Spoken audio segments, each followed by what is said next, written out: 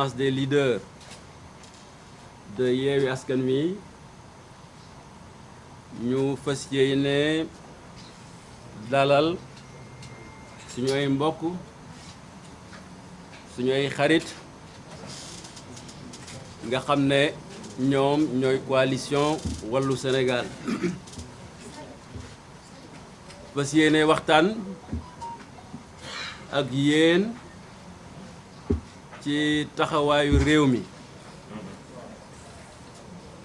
waxtaan bi nag niñ ko tëralee nii la pour yéen journalistes yi di leen remercier bu baax mooy su ma waxee ba pare dinaa jox kàddu gi le président Mamadou Lamine Diallo bu président Mamadou Lamine Diallo pare dina jox kàddu gi le président Déthié Fall bu Déthié pare ñu jox kàddu gi Serigne Abdou Mbacké bu pare ñu jox kàddu gi présidente Aïda Mbodj su àggalee ñu jox suñu frère Cheikh Ahmed Tidiane Youm su paree ñu jox le docteur Diagne Habib Diagne après le président Lamine Thiam et ensuite le président Ousmane Sonko va parler le dernier di leen wax ne ni ngeen ko gisee tey ci wàllu politique bés bi bés bu rëy la bés bi bés bu màgg la ndaxte bu ngeen gëstoo histoire politique yaakaar naa lu mel nii mi ngi fiy soog a am lu tax ma wax loolu mooy ki nga xam ne moo fi nekkoon njiitu réew mi di président Abdoulaye Wade ñëpp xam taxawaayam mu boole ñu jaboot ñun ñëpp kuréel politique bi mu bokk ñëw ànd ak ñun ñi nga xam ne njabootañ lañ waane nag ku am seetlu xam ne ku toll ne Abdoulaye Wade yàlla fi yàgg te wér amiin yaa rabbal aalamiin ak doomam bu toll ne Karim Meïssa Wade ak ku toll ne Mamadou Lamine Diallo andi ko la Mamadou Lamine Thiam ñi ñëw fekk ci président Khalifa Ababacar Sall fekk ci le président Ousmane Sonko fekk ci Serigne Moustapha Sy du PUR fekk ci soxna Aïda Mbodj ak ñeneen ñu ànd ak ñëpp ñooñu ku ñu jàkkaarloo ci réew mi yaakaar naa ne sa nelaw jeex na moo tax ma wax ne c'est une coalition historique mais une coalition politique de destruction massive loolu nag la ñoo fas yéene li nga xam ne moo koy suuxat fondement yi dañ leen a jox rendez-vous le 8 bii di ñëw incha allah danañ leen wax fan la ma bëgg ci turu président Khalifa Ababacar Sall wax ak sénégalais yi ñi nga xam ne ñii transporteur lañu chauffeur lañu chauffeur de taxi lañu ba ci jàkkaartamaan yi bu bees ba yéen ñi nga xam ne am ngeen yaakaar ci suñu coalition bi duy leen seen oto ba mu fees ngeen ñëw fekkee ci bés boobu ndaxte réew day toll foo xam ne fii am na bés yoo xam ne yi kenn du ko faat ñëpp a ko war a fekkee di lancer un appel aux étudiants nga xam ne mën nañoo wax ils sont martyrisés amatuñ sax année universitaire te seen yaakaar ñu wékk ko ci suñu coalition bi bés ba bu leen fa kenn jiitu di lancer appel aux femmes jigéen ñi nga xam ne bu ñuy dem marché léegi seen fit du dal ndaxte la leen seen borom kër di jox ci dépense buñ demee ca marché ba xam nañ ne mënuñoo am lu doy luñ dundee seen njaboot ceeb bi yokk na dëwlin bi yokk na pombiteer gisatuñ ko waxatuma sax jën walla yàpp borom kër yi nga xam ne ci coono la ñu nekk bu ñu tëddee duñ nelaw parce que bu ñu yeewoo xamuñ li ñuy jox seen njaboot même ñi nga xam ne ñi ngi jaay ay ganaar walla ñuy yar xar seen kër yi amatuñ aliment boo xam ne moom la ñuy mën a jox seen xar walla seen ganaar ñu di ko dundee boo ko toppee du jeex Sénégal gépp a métti kon nag le 8 boobu moom ca la ñuy defee fondement bi nga xam ne mooy démarrer la fin de règne de Macky Sall, de Benno Bokk Yaakaar et de leurs satellites parce que xam nañ ne coalition bii bu amee majorité dem assemblée nationale réew mi dana soppeeku ni nga xam ne moom la ko Sénégalais yi bëggee fi may tëjee mooy gis ngeen président Macky Sall ma nga jëm Ukraine quelle hypocrisie nee na day dem pour dox la paix wala day wutal mburu askan bi mais cependant le Mali est là il a bloqué les frontières avec ses frères du Mali amuñ lu ñu lekk amuñ lu ñu naan est-ce que jóg na dem Guinée wala mu dem République RDC nga xam ne ñu ngi waaj a guerre ak Rwanda moom en tant que président de l'Union africaine mu dox ci taxu jàmm est-ce que mos ngeen a gis Macky Sall mu yeewu dem Casamance nga xam ne partie intégrante du Sénégal tàllal loo xam ne dafa bëgg a jàmm il utilise son mandat de président de l'Union africaine avec un objet détourné demulu fa pour Afrique demulu fa pour Sénégal tubaab yi ñoo ko yónni ci fan yi ñu passé gis ngeen ko kilifa bu rëy ñëw na fi wax ak moom avant muy dem c'est de l'hypocrisie il a trahi la confiance de ses pairs africains et des peuples africains je pense que même si les présidents africains étaient ce que l'on pense il devrait se réunir pour lui retirer son mandat parce qu'il ne le fait pas pour l'Afrique il le fait pour les Occidentaux en tout cas loolu laa bëggoon ci lu gàtt wax ko président Khalifa bu baaxee yow parce que yaa ma yebal bu yàqootim yow la parce que yaa ma yebal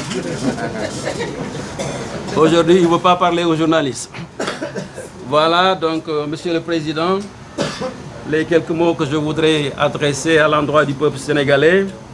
et sur ce je vous donne la parole le président Mamadou Lamine Diallo.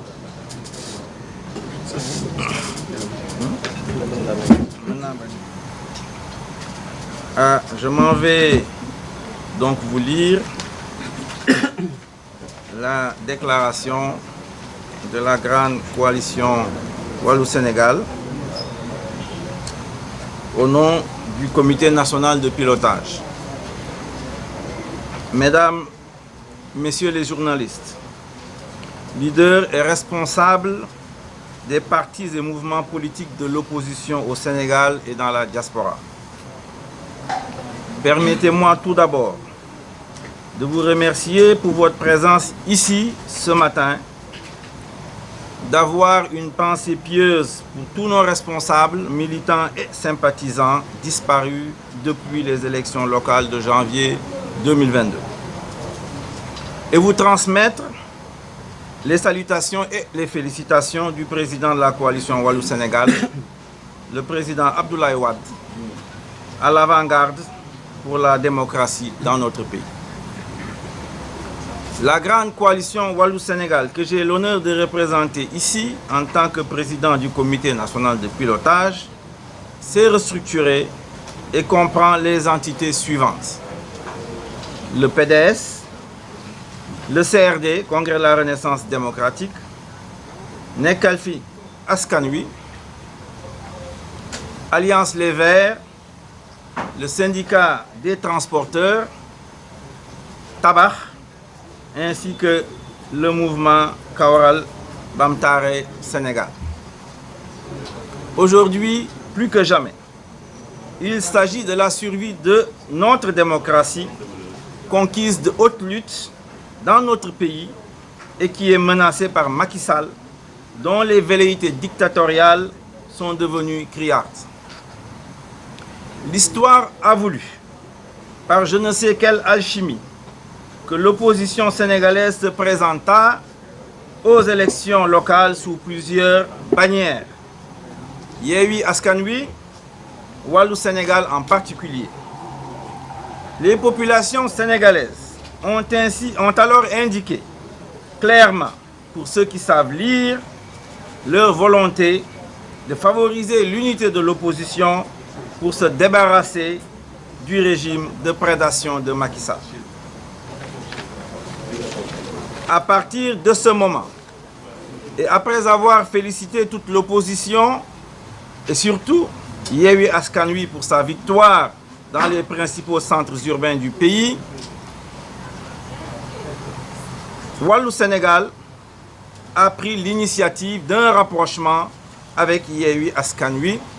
pour construire une alliance tactique électorale inédite dans les annales politiques en vue d'obtenir une majorité parlementaire aux élections législatives du 31 juillet 2022. Pourquoi faut-il construire une victoire Wallu Yewwi pour une autre gouvernance du Sénégal? Premièrement, prendre le contrôle de l'Assemblée nationale, abroger toutes les lois scélérates de l'actuel régime utilisées par Macky Sall pour détruire la démocratie sénégalaise, conquise de haute lutte à travers plusieurs générations de militants et de patriotes et au prix de lourds sacrifices. Deuxièmement, réaliser une alternance parlementaire avec une Assemblée nationale réconciliée avec le peuple sénégalais, représentative et qui impose à Macky Sall une cohabitation gouvernementale responsable. Troisièmement, barrer la perspective à risque de Macky Sall de se présenter à l'élection présidentielle 2024 pour briguer un troisième mandat illégitime et anticonstitutionnel. Quatrièmement, faire l'économie de troubles politiques et sécuritaires lourds de dangers pouvant faire basculer le pays vers des lendemains incertains. Enfin, cinquièmement, donner au pays une nouvelle direction politique et stratégique dans la paix et la stabilité, condition sine qua non pour promouvoir des politiques publiques et patriotiques de développement économique, social, environnemental et culturel à la hauteur des attentes des Sénégalaises et des Sénégalais. Ci wolof di wax rek ne à journalistes yeeg responsable politique ci mouvement politique des partis de l'opposition sénégalaise jox leen nuyoo président Abdoulaye Wade mooy président coalition Wallu Sénégal ñu ngi leen di wax ne bu ñu jógee ci élection locale yi ñu saytu ko xool ko ndokkale Yewwi Askan Wi ci victoire bi bu mu am Wallu Sénégal seeti Yewwi Askan Wi ne leen jàpp nañ ne gëm nañ ne suñu boolee suñu doole gëm nañ ne loolu la askan Sénégal bëgg loolu la wane ci élection yi war nañoo mën a nangu du foqati laa war a wax assemblée nationale ci loxo Macky Sall liggéey boobu nag yàlla dimbale nañ ci jàppale nañu comme ni ko maam Abdou du waxee rek soo leen jiitelee yàlla ci boppam moo ci dugal loxoom ba tey ñu dajaloo fii di wax ak peuple sénégalais fii ci Sénégal ak diaspora bi di leen wax ne loolu loo leen bëgg seen biir xol yàlla dimbale nañu defar nañ ko moom mooy la coalition ou l'intercoalition Yewwi Askan Wi boo xam ne incha allah rabi le 31 juillet bii di ñëw danañu nangu assemblée nationale ci loxo Macky Sall. su boobaa nag loi yam fi jàllale yépp yoo xam ne dafa jóg pour bu naxataal doomu sénégalais yi pour bu naxataal leader politique yi loi yooyu dana leen génnee sànni leen ci géej. danañu andi assemblée nationale bu bees boo xam ne dana jubóog population sénégalaise te nag Macky Sall lu raam ci ñag ba la jëm gis nañ ko 3e mandat bi la bëgg a samp su boobaa yaakaar nañ ne leneen lay tal lu dul 3e mandat moom ak ñu ko wër waa Benno Bokk Yaakaar am nañ yaakaar nag loolu su amee danañ jël Sénégal teg ko ci raay delloo ko ci démocratie boo xam ne moom nañu yàgg xam fii ñoom maître Abdoulaye Wade xeex kook ak ñeneen démocratie boobu moomu ko mu bëgg koo yàq ñu delloo ko ci fii Sénégal jëm kanam looloo lañ bëggoon wax asalaamaaleykum wa rahmatullahi wa barakaatu. Merci. Je donne la parole au président Déthié Fall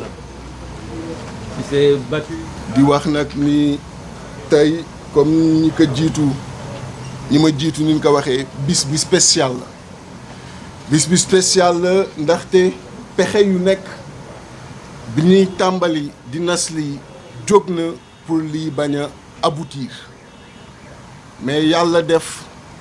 ci xarañu ku ne ci woyeftewu ku ne mais ci ku ne fi Sénégal toll ci yow nga bàyyi sa xel daw nga bës sa xol pour ñu am fu ñu daje ndaxte bi ñuy tàmbali variante yu bare amoon na mais bi ñu gisee ni li ëpp solo mooy ñu dem ci variante bi indi ay alliance au niveau des départements parce que fa la enjeu yi ëppee ñu ni nanu taxaw ci variante boobu parce que le président Macky Sall quel que soit alpha du mos a mën a imaginer que daanu utiliser le processus électoral xool possibilités yi ñuy permettre yépp pour ñu mën a daje foofu parce que bi mu demee assemblée nationale wàññi limu député yi ci national bi jëlee ko 60 yóbbu ko 53 jël 7 ya yóbbu ko département yi dafa ni naa jaar fi mu gën a yombee ndaxte jaar fi mu gën a yombee mooy mode de scrutin bi ñu am nga xam ni raw gàddu la parce que loolu ñu bare duñu comprendre lu muy signifier ça veut dire que ci département mën nga sax bañ a am majorité ba am fa minorité mais jël limu député yi nga xam ni ñoo fa nekk bu ma jëlee exemple Dakar nga xam ni 7 députés la mën nga fi am 30% maanaam 70% voté luñ la 7 députés yëpp yaa koy yóbbu loolu mooy raw gàttu donc moo tax bi mu wàññee lim bi ci national jël 7 yi yóbbuwaat ko ci département bi pour jéem a bénéficier wu ci mécanisme boobu parce que xam na ni actuellement il n'a plus la majorité absolue amatul 50% mu ni quelle que soit majorité bu ma am naa fexe ba la fay député ma jël ko loolu moo tax mu renforcer les députés ci département yi mais bi ñu toogee réfléchir ñu ni nan ko koji foofu nan ko koñee ji foofu nanu def une alliance bi nga xam ni les statistiques bi ñu dressé le tableau wane na ni ñaari grande coalition yi bu ñu dajee ci département yi daanaka les 60% bu département wu Sénégal ñu ñoo ko fay jiitu li may wax ni statistiques yi ñoo ko montré et ci tableau boobu lanu déparé wane département par département ñaari grande force yi lan la fay tekki donc moo tax mu jaaxle yii ngeen gis yëpp lenn waralu ko lu dul surprise bii mu am et li yàlla di def mooy même accord bi muy am jouru dépôt bi la xëy na bu teeloon am avant sax boromi pexe la dina ci sàkki pexe mais fekk na béy wéy na mbuus parce que jouru dépôt bi maanaam le dimanche 8 à 16h la ñu signé accord cadre boobu ci siège yu taxawu Sénégal loolu moo tax sax liy sauvé wu donc pour wan leen ni lu historique la et les statistiques ont montré que ak alliance bi lu mu néew war nañu mën am 100 députés wane ni également war nañu mën a sax dem ba 112 députés am une majorité bi nga xam ni mësul am au niveau de l'Assemblée nationale loolu nag du ko seetaan. Ce qui est sûr ba jour élection bi lépp lu mu mën dina ko def mais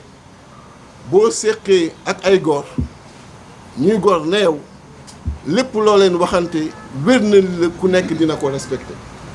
et c'est ça qui fait que ñun amuñu difficulté aussi bien Yewwi que Wallu ci kàddu yu ñu joxante ci nin ka na téye ndaxte askan bi la ñu jël tekka suñu kanam jël leen kam témoin askan bii nga xam ni tey danoo am yaakaar ci ñii parce que danoo dem élection ñu ni yéen ñaar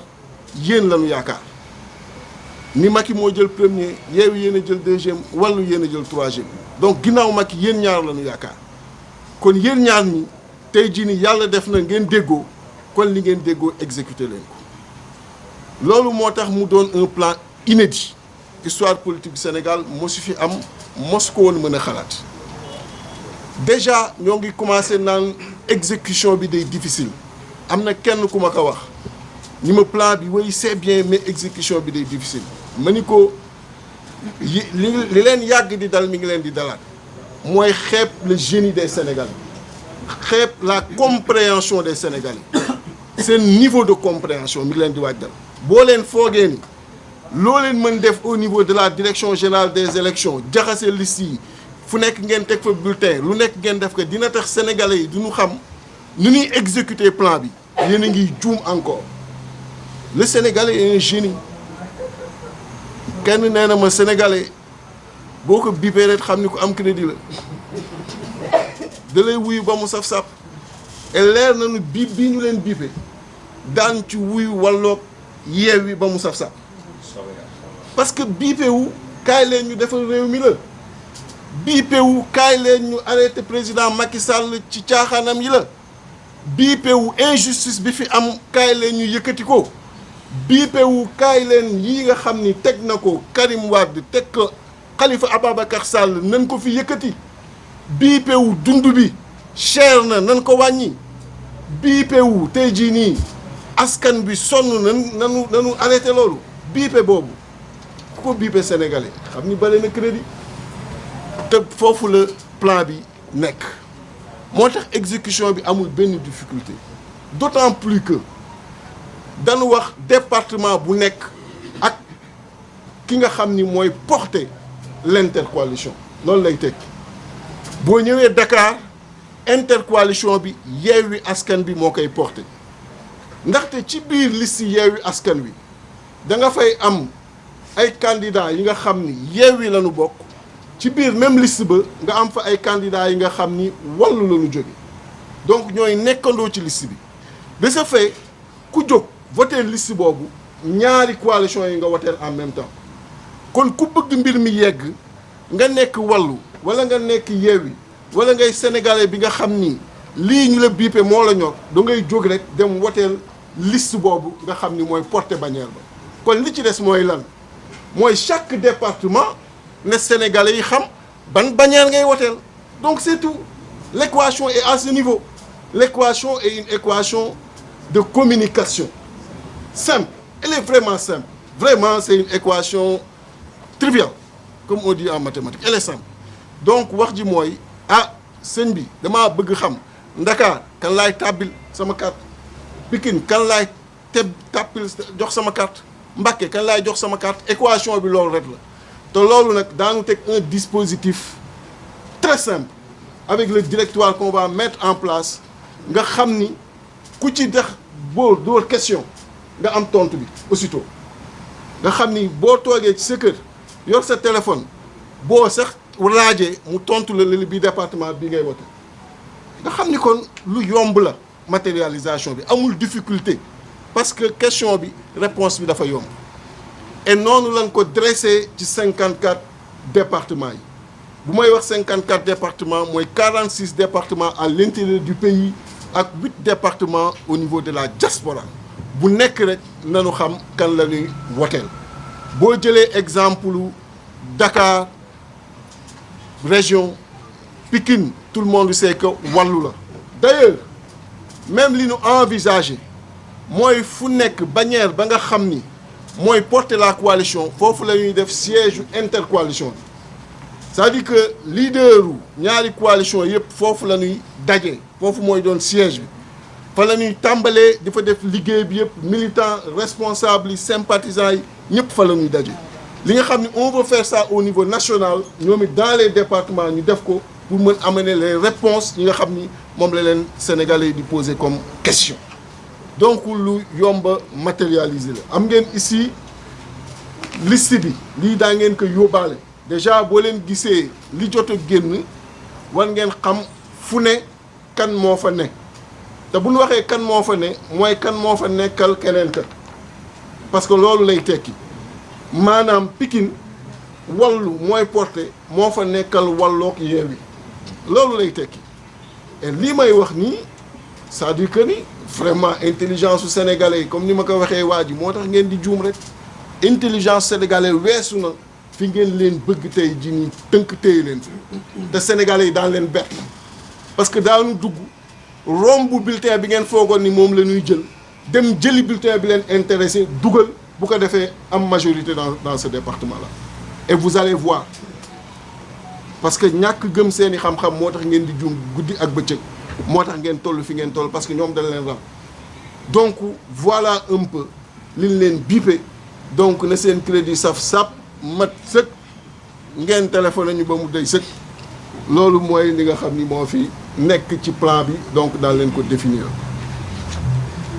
wax naa ko léegi y a une organisation avec donc ñaari coalition yu nekk di définir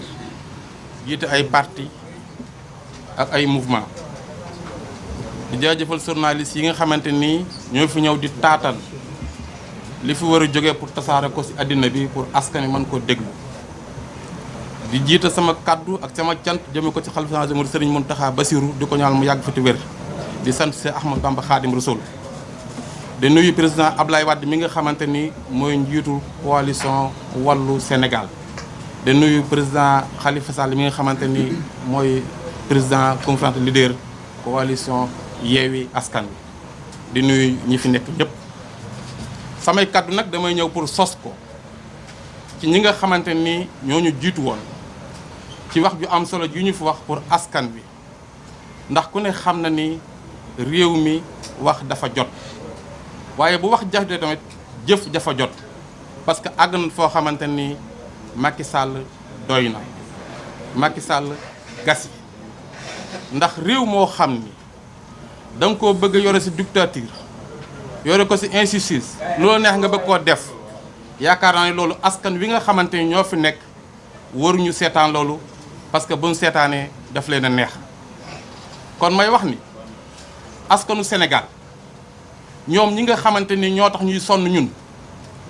ñoom ñi nga xam ñoo tax ñuy daje ñoom ñi nga xam ñoo tax ñuy dégg lu nekk askan woowu la ñuy woo ci bis bi nga xamante ni mooy mercredi te coalition bi nga xam mooy coalition Yewwi woote may woo askan bi yëpp xam ni jëfe nag jot na te jëfe war na te jël seen réew jot na bu ñu si àggee ñoom ñëpp ñu maase wuy si woote boobu noonu parce que loolu mooy li nga xamante ni moom lañ warloo ak ñoom moom lañ warloo ak seen bopp di wax ni lii nga xamante ni mooy li am entre coalition Wallu Sénégal ak Yewwi Askan Wi muy loo xamante ni si àddina kenn mësu ko xalaat kenn mësu ko foog kenn mësu ko yaakaar waaye mbirum yàlla buy ñëw dafay nëbb jaam bi nga xamante ni saay-saay la te bëgg koo yàq kooku moo waral Macky Sall mënu si woon a accès mënu ko woon a am yàq ba nga xamante ni lii taxaw na ngir li ko fi war a jëlee war ko fi faagaagal wala gën a régime bi nga xamante ni mooy régime pour teg fi dëgg teg fi jub teg fi naataange loolu nag askan wi laa siy woo ñoom nañu xam ni le 31 juillet bii ñëw mooy bis bi nga xamante ni moom la seen coono war a jeex mooy bis bi nga xamante ni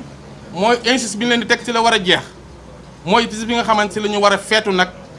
réellement seen bis bi ñu war a jëlee indépendance pour tàggoog régime Macky Sall ak régime dictateur bi nga xamante ni saay-saay moo ko jiite. kon bis boobu bu jotee mbooleem askan wi nañu xam ni coalition Yewwi Wallu ñoom ñoo coalition département yi comme ni ko Déthié waxee leeral gi da si am solo ba bu ñu si àggee kenn ku nekk xam na nga war a wote ngir boo bëggee ñu am majorité pour que mën a tegaar Sénégal ci raay bi mën a dindi luwaa yu bon yi nga xamante ni moom la fi Macky Sall indi ci réew mi ngir xañ nit ñi seen i droit ak seen i devoir muy ko si mel ni Khalifa Ababacar Sall ak ki nga xamante ni mooy Karim Meïssa Wade ak ñeneen ñi nga xam ne ñoo fi nekk ñëpp te war see bokk te bokkuñu si. nii Macky Sall bëgg yore réew mi wërta mën a am ndax ku ne xam na ni ñun ak ñoom ñoo nekkoon bi muy war a falu daw na fu nekk pour sàkku ndimbal ba ci sama bureau papa wax naa ko ba tey fekk na ma fa pour sàkku ndimbal ngir président Abdoulaye Wade jël ko ni ko de ci waxee mus opposition même bu mu amee ay jafe-jafe dafa daw dem si Alaaji Baara fa la ma fekk ak ay jooyeel mu won ñëpp ni àddina bépp xam ni Macky Sall buqel la tappet la mosu leen a dégg benn yoon boo xam ni Sénégal ñu ngi war a jóg pour manifester wu mu nekk ci biir réew mi ñëpp xam na ni Macky Sall tappet la du fekk mukk manifestation ndax ñimewul doole jàmbur la war a utiliser wala moom la bëgg utiliser pour que bëgg koo noter Sénégal yi te loolu du fi amee kon may wax ni ngis buñ sa àggee askan wi nga xamante ni yéen a tax ñu jóg ñu bàyyi suñu yitte yëpp ngir yéen ngir bëgg leen a jàppale bëgg leen a dimbale ba nga xamante ni dundu gu seer gi wàññiku na mbay mi jaar na si yoon napp gi nanguwaan nañ seen géej pétrole bi nga xamante ni jaay na ko ñu jëlaat ko jox ko sénégalais yi gaz bi nga xamante ni fii may wax yow délégation Sénégal dem na Allemagne pour joxe ko ñu mën ko récupérer waat ndax bërki démb altine si guddi départ nañ fi pour dem joxe suñu gaz loolu yaakaar naa sénégalais yi waruñu nangu loolu askan wi waruñu nangu si régime Macky Sall fukki weer ak juróom-ñett yi fi dese mu bëgg a jaay suñu ressource jaay suñu ngor jaay suñu dignité ndax lan lu neex français yi te loolu yaakaar naa ni dafa war a doy ku ne xam na ni fi mu dem yóbbu fa boppam comme ni nga ko waxee dafa am fu mu jaar ñu yónni ko mu dem mais bala ngay régler bitim réew war ngaa mën a régler sa réew ak sa gox ndax ku ne xam na ni li mu fi bàyyi war na ko mën a régler li mu bàyyi Afrique war na ko mën a régler waaye nekk si àll bi di tambaambalu ma moo ko neex te loolu dana fi jógee suñu gën a gaaw incha allah may wax ni comme boo ñëwee département Mbacké bi nga xamante ni fa lu ñu nekk la coalition Wallu ak Yewwi ànd fa bu ñu ñëwee foofu askan wi yëpp nañu xam ni coalition Wallu Sénégal bu ñu ko wotee si département bi wote nañ Yewwi parce que député yi fa nekk Wallu ak Yewwi ñoom ñoo ko seq muy juróomi député bu ñu ko jëlee jël Dakar jël Thiès jël régions yi Ziguinchor ak yeneen régions yi si nekk Bambey Diourbel yaakaar naa ne bu ñu ko toppalee ak diaspora bi mooy am nañu majorité Assemblée nationale suñu première nag loi bi nga xamante ne moom la war a njëkk a def mooy bokk na si ñi nga xamante ne dañoo war respecter seen i droit ak seen i devoir muy Khalifa ak Karim ñu mën a fexe maanaam nu ñu mën a participer si élection yi parce que Macky Sall dafa ñëw pour tënk leen ci loo xam jaru si yoon ngir bëgg fee toogaat loolu foo wàlla ñuy njëkk a def ñaareel bi loi bi nga xamante ni sëriñ si boppam jox nañ ko ndigal ak askan wi muy loi ngóor jigéen bi ñu mën ko indiwaat assemblée pour wate ko ku ne xam ne ni Macky Sall dafay dooleel ngóor jigéen ba barki démb Mbaye recevoir na ki nga xamante ni doomi ngóor jigéen la ba ne ko dina financer ay procès kon loolu war nañ ko mën a leeral parce que loolu bëgguñu suñu réew dafa yàq jikko yi dafa yàq diina ji kon loolu rek jaakaar naa jar na Sénégalais yi mën a mobiliser waat mën a xeexaat mën a génn xam ne Macky Sall mii nga xam ne moom ngeen dénk seen réew bu ngeen ko joxaatee si majorité mooy dana fi jéem a wutaat troisième mandat ñun de du fa amee te buy am ci suñu bakkan lay njëkk a jaar jàll wasalaamaaleykum wa rahmatulah jërë ngeen jëf. merci l'honorable Abdou Mbacké. maa ngi leen di nuyu di rafetlu nag toogaay bii nga xam ni dootuñu noppee wax ni du bis bu historique la bis boo xam ni dafay wone ay engagement pour sunu réew engagement wu fàtte sa bopp engagement wu bëgg lenn bokk lenn muy un idéal commun muy ñaari coalition yi yëpp ku ci nekk fàtte nga sa bopp waaye bu ñu waxee ñaari coalition yi ak kilifa yi nga xam ne moom la ñu àndal dañuy jëm ci benn kilifa bi nga xam ne moo tënk ñëpp waxoon naa ko ci benn télévision ci weeru koor gi ni Ablaye Wade fii mooy kilifa ñëpp loolu la yàlla dogal même ka ñuy bañ a tudd su ko nanguwul it mooy kilifaam kon nag ñun ñi ko nangu dañuy sant yàlla bu baax a baax di sant yàlla aussi ci def li sénégalais yi bëgg sénégalais yi day bëggoon ñu fàtte suñu bopp te ànd ngir ñoom waaye itam bu nu àndee ngir ñoom ñu gërëm ñi nga xam ne ñoom la ñu àndal dans les partis ndax kenn ku ci nekk ci sa parti la nga foogoon yàlla dogal na amul ndax ànd bu nekk dafa am lu mu laaj ànd bu nekk dafa am nga bàyyi lenn ngir lenn waaye ñu nangu ko lool ñoom responsable yi nga xam ne ñu ngi ci biir coalition yi te nga xam ne nangu nañ ànd bi ba tax ñoom it ñu muñ la nga xam ni coalition yi teg nañ leen ko li ñu doon séddale yegg sigul ci ñoom ñu nangu ko nekk ci biir coalition yi ñooñu dañu am mérite aussi te dañuy relever mérite boobu pour remercier leen parce que ànd boo gis dafa laaj sacrifice ànd boo gis dafa laaj abnégation ànd boo gis dafa laaj enfin engagement te engagement boobu moo tax nga am looy bàyyi pour mën a jàppaleen pour dem fa nga bëgg fa ñu jëm nag daf ko jar te boo gisee fan yi nga xam ne depuis bi arrêté ministre bi génnee ba léegi ngeen may ma nag ma gërëm sénégalais yi amuñu morom fii ñu nekk ci siège u Déthié bu ñu rombee ci VDN bi rek dañuy taxaw di ñu massawu ak di solidaire ñoo xam ne politique nekkul sax seen itte dañuy massawu sénégalais gis naa ni bëgguñu injustice mais générosité bi nekk ci ñoom nee naa leen mercredi yéen leaders yi léegi laa leen koy wax su ngeen demul sénégalais yi dinañ dem jiitu ju ñu ca place léegi laa leen koy wax parce que ñoom ñoo décidé ne lii ñoom ñoo koy xeex liste bii ñuy jéem a charcuter seen liste la tey approprié wu nañ ko te loolu nag dama ciy gërëm waa wàllu wax naa ko démb en réunion restreinte taxawaay bi ngeen taxaw ci sunu wet ndax suñu liste nationale la ñu rejeté suñu liste nationale la ñu charcuté liste Yewwi nee naa leen le gars contient mal sa peur Aïda Mbodj Ousmane Sonko jiitu Aïda Mbodj tegu ci kooku buy dund du ko nangu buy dee du ko nangu waaye pourtant dina ko nangu parce que sénégalais yi ñoo approprié wu liste bi ñoo décidé ne liste bi intact lay doon unicité de la liste bi nga xam ni c'est consacré nga xam ni c'est un principe sacro-saint kooku dina ko nangu loolu ma di ci gërëm sénégalais yi bu baax a baax ndax dañu porter combat bi te kenn woowu leen léegi boo demee ci sunu pàkk yi boo demee ci atelier yi ku ci nekk xam nga léegi lan mooy droit constitutionnel ku nekk yaa ngi wax lan moo daaneel Benno ba warta bokk ak lan moo tax Yewwi war a bokk dañu ñoom ñëpp léegi comprendre nañ li code électoral bi wax ni boo ko parcourir du début à la fin doo fi gis irrecevabilité de la liste de Benno de Yewwi Askan Wi doo ko gis benn yoon waaye nag boo ñëwee ci article 140 L149 di nga gis ni Benno warta bokk ndax parrainage am bu ëpp warta bokk ndax respecté wul parité bi keroog ba ñu voté parité bi RFI ma jëkk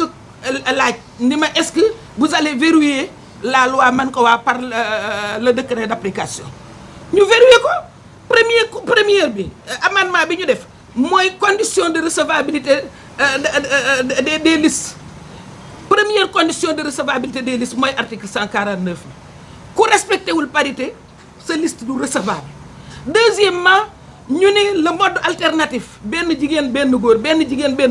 soo ko deful lu dul jël sa 43e def ca jigéen sa 44e def fa jigéen ma ne la bokkatoo waxuma laay nag parrainage bu ëpp ba au lieu ñu sant la 55 327 nga def 55 328 ñuy wax ngay bàkku naan dama cee cabaxal benn loolu mooy ñàkk xam-xam boo xam ne finalement daf la indil problème donc vraiment ñun ñu ngi sant yàlla bu baax a baax sant ñu Macky Sall de yàlla la ñuy sant ñoom ñee nag ci DGE di sant Macky Sall di sujootal Macky Sall ñoom nañu jël toute la responsabilité de ce qui se pourrait se passer te jàpp naa ni loolu nar a xew conseil constitutionnel du leen ci fekk parce que yaakaar naa ni seen nom de sage pour une fois dinañ ko mériter maa ngi leen di gërëm di leen sant. merci madame la présidente léegi ma jox kàddu gi Cheikh Tidiane Youm mi fi toogal Serigne Moustapha Sy.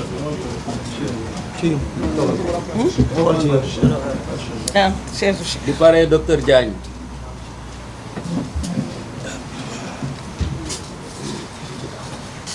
asalaamaaleykum wa rahmatullah. defe naa kàddu gi du gudd ndax ajjuma la ñu nekk te daanaka waxtu juma bi jot na di remercier ñi seetaan ñëpp di leen nuyu di nuyu journalistes yi fi teew di nuyu suñu naataango ci politique yi nekk fii muy ñaari coalition yu mag yi di la grande coalition Wallu ak la coalition Yewwi di doore sama kàddu ci li sama goro Lamine Thiam wax léegi mooy di féliciter ak di am kontante ci taxawaay bi nga xam ne suñu baay suñu sëriñ Cheikh Mahi Niass am na ko ba yàlla defal ko ci ndam goo xam ne defe naa teewoon nañu bëri ci ay kuréel ak ay borom daraja loolu nag bettuñu ndax bu ñu fàtte ni Baye Niass dafa waxoon l'Afrique aux Africains ñuy profité ci occasion bi di wax ni il faut ñu gëm suñu bopp ñun africain daa di dekkelaat suñuy ressort interne ndax su dee ñun ak ñun rek ci suñuy société am nañu ay pexe ak ay système yuy régler suñuy problème te bis bu ne ñu dund ko waaye keroog bi ñu demee ba ñu complexé ñu nag nga xam ne lu ñuy def rek jàpp nañ ni su tubaab bi jógewul fële ñëw régler ko du am problème te li ci ëpp tubaab bi mooy taal daay bi mooy jaay ngàndaay ndax Afrique kenn fabriqué wu fi ngàndaay moo ciy profité pour exploiter nag placer ay nitam exploiter réew yi kon ressort yooyu tey Cheikh Mahi def ci lu rëy a rëy Cheikh Amadou Bamba am lu mu ci amoon ci taxawaay ci sàmm ak défendre del bu ñuul ba wax ni xam-xam ak mën-mën yàlla du ko calqué ci der bu weex wala der bu ñuul Cheikh sëñ Alaaji Malick Sy am lu mu ci taxawaay boo xam ne tey moo andi relation yu am solo yu ñu am ak réew yu mel ni Maroc wala Algérie kon suñuy njiitu diine dañ ñoo devancer trop ci seen gis-gis ci diplomatie waaye it ci ouverture kon def na lu rëy te xaarul Sarkozy sant ko wala Macron wala keneen koo xam ne ay intérêt bokkul ak suñu intérêt mbokk yi dañuy sant yàlla bi mu ñu mayee daje gii su ma nee daje gi nag du conférence de presse bi waaye daje ñaari kuréel yi dañ ciy sant yàlla ndax rattrapage rek lu ñu amoon yéene la ci élection locale dox ci ba mu sotti daanaka seytaane daat ciy dugg ñu dem ci élection yi teewul yàlla kenn ku ne ci ñun am na lu mu ko ci may ndax kenn demul ci élection yi jógee ci ñu ne kii ridicule na ci élection yi waaye ñu jàngat ci li ñu fi jàngat ba jàpp ni nag bu dee rek askan wee ñu ñor mënatuñu permettre suñu bopp bañ a daje autour de l'essentiel ndax réew mi nag fi mu toll ñëpp xam nañ ko ñoo ngi wax ci santé ñuy apporter it suñu soutien moral au personnel de la santé tekkiwul ni léeg-léeg faute mënul am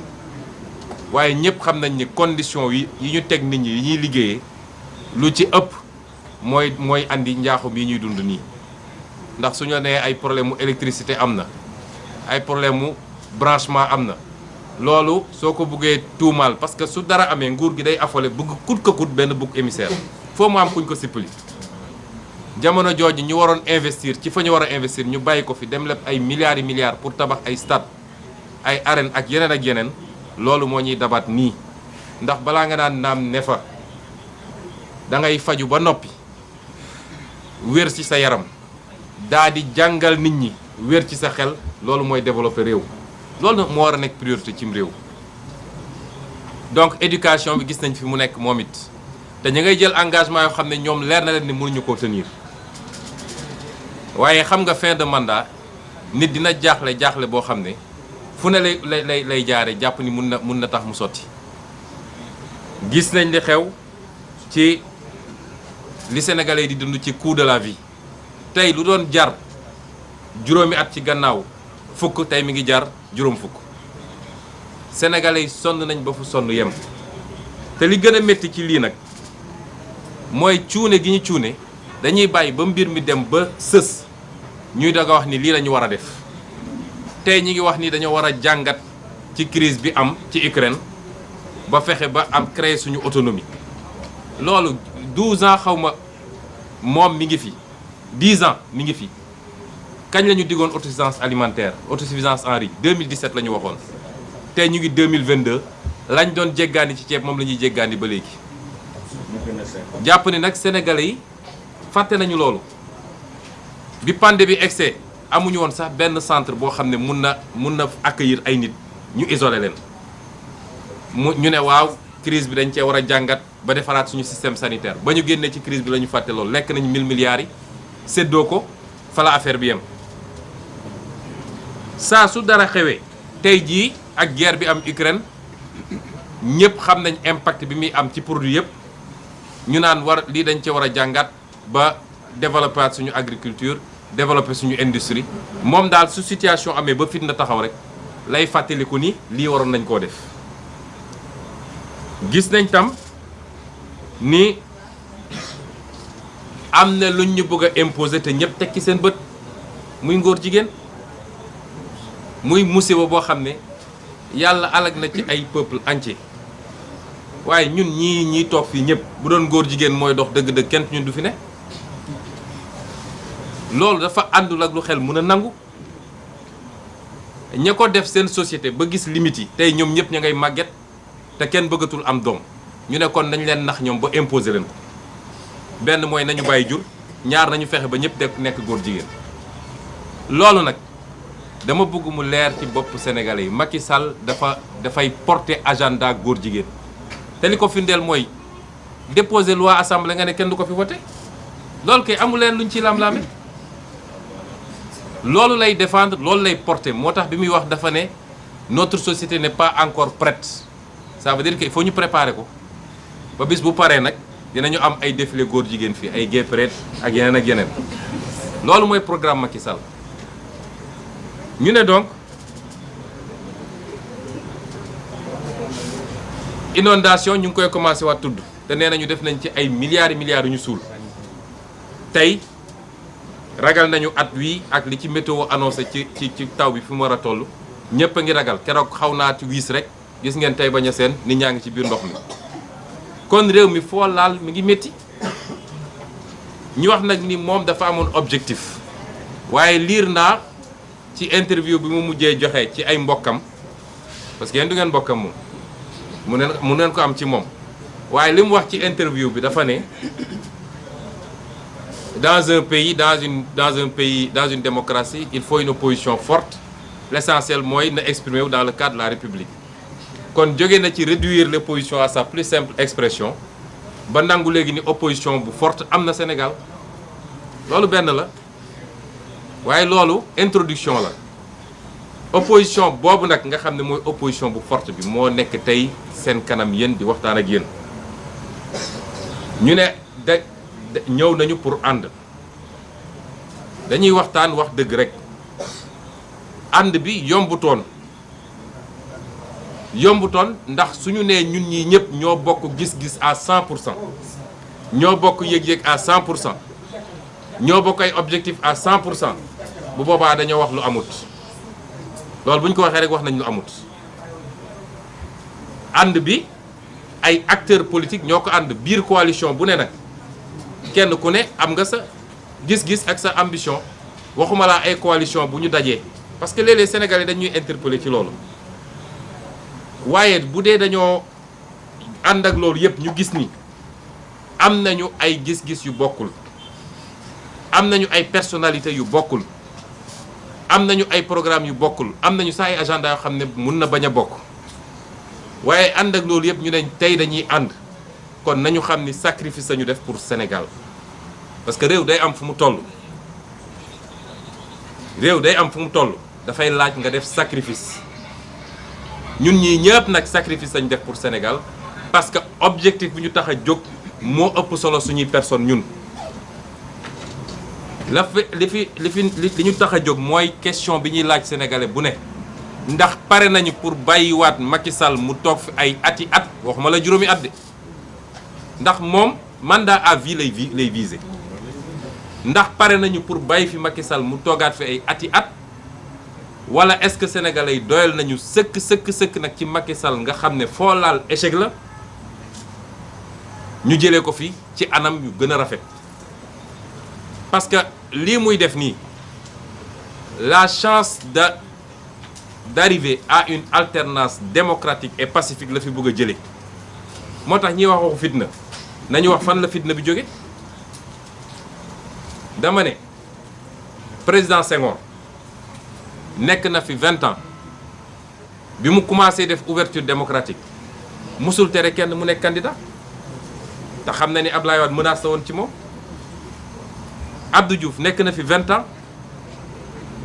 xam na ni menace am bi gën a rëy mi ngi woon ci PDS musul tere Ablaye Wade nekk candidat bu ñu amaan problème sax ba ñu jàpp Ablaye Wade balaa élection nañ ko bàyyi mu nekk candidat Ablaye Wade nekk na fi 12 ans 2007 ñëpp ñi ngi doon wax ni Idrissa Seck menace la te mu amoon fu mu ko jàppe waaye bàyyi na ko balaa élection mu génn candidaté dem nekk deuxième ci menn Macky Sall la ñu mës a gis Sénégal président egsi ne adversaire du am ci réew mi ba tax mu def li mu def Khalifa Babacar Sall ba tax mu def li mu def Karim Wade foog ni nag loolu mën na ko wéyale loolu la ñu ne fitna gi foofu la jóge fitna gi foofu la jóge te suñu buggee seet fitna dëgg ku bëgg a àtte da ngay seet ki tooñ nga jàpp ci loxo bi mais Sénégal am na ñoo xam ne jàpp nañ ni ki yor nguur lu ko neex rek mën na koo def peut-être conception bi ñu am ci buur bu njëkk ba ñun nekkatuñu ci nguur nekkatuñu ci royaume ñun dañoo nekk ci république et c'est le citoyen qui décide. Est-ce que c'est trop demandé qu'on organise des élections libres, démocratiques, transparentes avec tous les candidats qui doivent candidater et que les Sénégalais choisissent ku leen ci doy loolu c'est trop demandé dans un pays laajuñu lu dul loolu de jamono jii Khalifa Ababacar Sall mi dafa waroon nekk ci liste bi Karim Meïssa Wade dafa waroon nekk ci liste mais menn Macky Sall moo ne ñii duñu nekk ci liste est-ce que loolu mën na wéy ba 2024 mbër dëgg da ngay ñeme li ngay def mooy adversaire ak nu mu munti toll yow wóolu nga sa bopp wóolu nga sa doole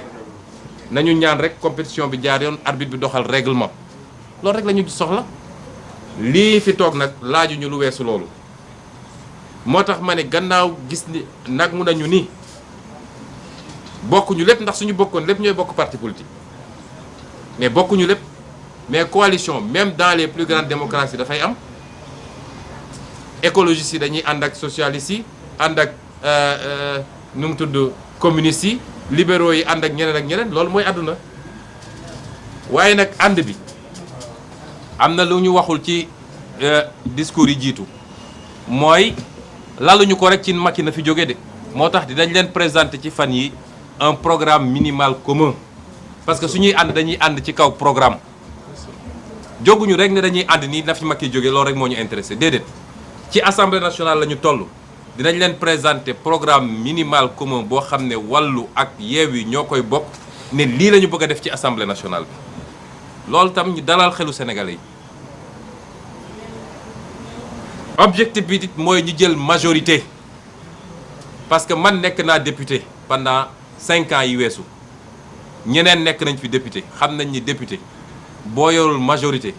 yow ak ñàkk député yéen a yem ci assemblée nationale bi nit ñi jàmbaar lañu de gis ngeen ñi nekk minorité assemblée nationale jàmbaar lañu da ngay dem commission xam nga suñu demee sax plénière caméra yaa ngi fi Cheikh Sëñ Abdou xam na li ma wax mais commission amul caméra amul dara fa la ñuy jóg dinañ la saaga li ma bañ a tudd dinañ def lu ne boo fa tàngee xol di nga fa xeex commission même chose te mu leer la ni la ngay discuter yow yaa ngi wax ba sa put bi wow waaye ngoon si balaa ñuy jóge foofu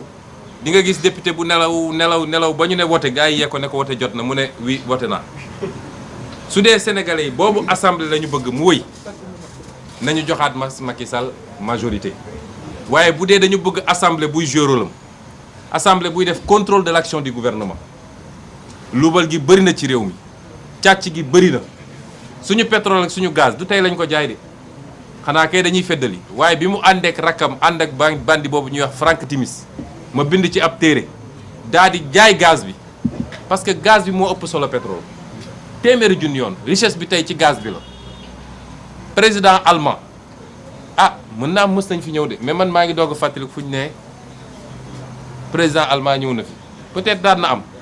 waaye gëj na li ko andi mooy guerre bi am te Russie tey imposé leen loo xam ne leen nag sama gaz daa leen ko jaay ci ni ma neexee ci prix bu ma neexee te da ngeen may fay en rouble dootuma nangu ngeen fay ma en euro loolu mooy coow li moo tax gazu Dakar Sénégal gi tey occidentaux yi seen bakkan lañ ci teg bu ñu amee nag président boo xam ne luñ ko wax mu ne wiiw nañu xam ni duñu gis dara ci suñu gaz bi ña ngay préparer oléoduc boo xam ne day démarrer Ndakaaru day démarrer suñu ci fële Tortue jugement Tortue bi dem ba Europe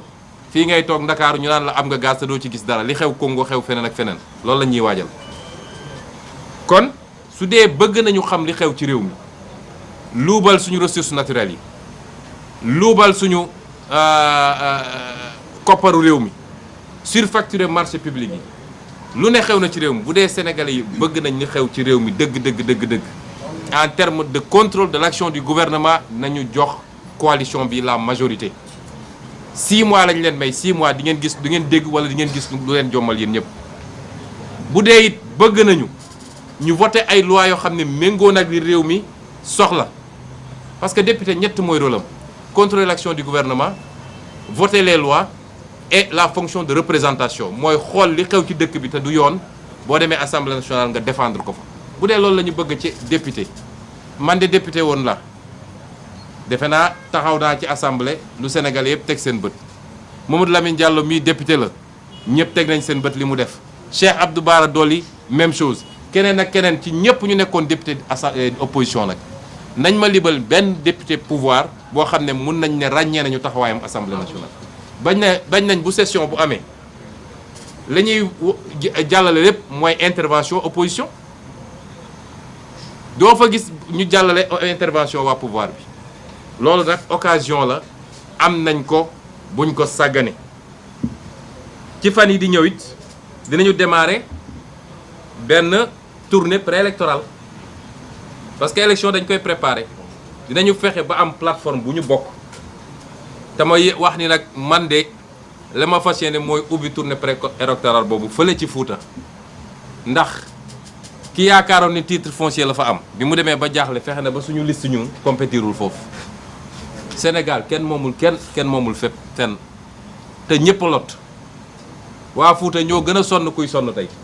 nett ko bandum bi gisuñu ci dara lu dul ay dige foofu lañ koy commencer ndax am nañu yéene ci ñoom nag la ca des nag mooy fañ jëm dinaa ci wax ñaar ba ñett fa lay daanele bu ci njëkk mooy di araftu préfet de Dakar ni ñu araftuwee waa DGE l'autre jour parce que dafa jot gis nga lu nit defati dañ koy wax ne moom moo ko def te tudd ko ba pare tiiñal ko ba askan wi xam parce que da ngay gis benn waay boo xam ne bureau lay toog taal climatiseur am di def loo xam ne mun na andi ci réew mu fitna boo xam ne lu ne xaj na ci loolu moo fi war a jeex fonctionnaires yi nañu delloo seen xel man j'ai été fonctionnaire et j'ai toujours refusé d'appliquer un ordre manifestement illégal parce que loolu droit administratif la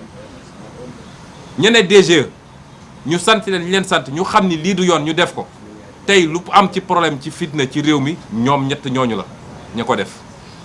ak seen ministron bi ko def bi leen ko sant loolu il faut mu jeex ci réew mi tey waroon nañu def suñu manifestation ñoom bañal nañ ñu ko ne am na ñeneen ñu fa déposé sànq dama yebal ndaw ne ko dem leen ngeen xool